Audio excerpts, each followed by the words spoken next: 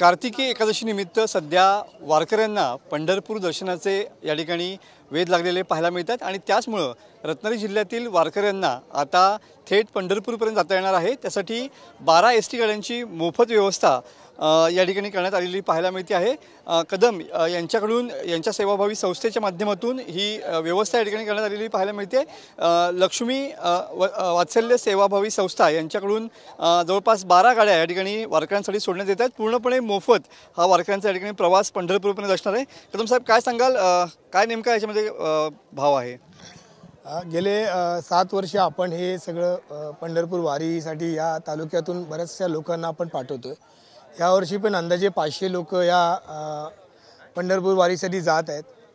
ह्याच्यातून उद्दिष्ट एवढंच आहे की प्रत्येक कुटुंबामध्ये पांडुरंगाकडे इच्छा आहे की प्रत्येक कुटुंबाची जे काही इच्छा असेल ती पांडुरंगाने पूर्ण करावी आणि त्या पांडुरंगाच्या चरणी ज्या माझे सगळे भाविक भक्त जातात त्यांनी तो पांडुरंगाचा आशीर्वाद घेऊन त्यातला काही आशीर्वाद हा आम्हाला कुटुंबाला द्यावा।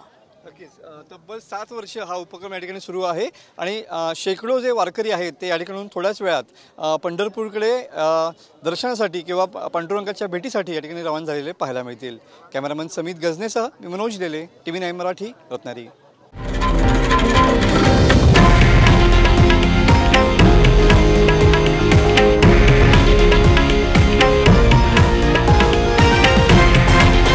हे आहे देशातील नंबर 1 न्यूज नेटवर्क आणि आपण पाहत आहात TV9 मराठी, एकमेव।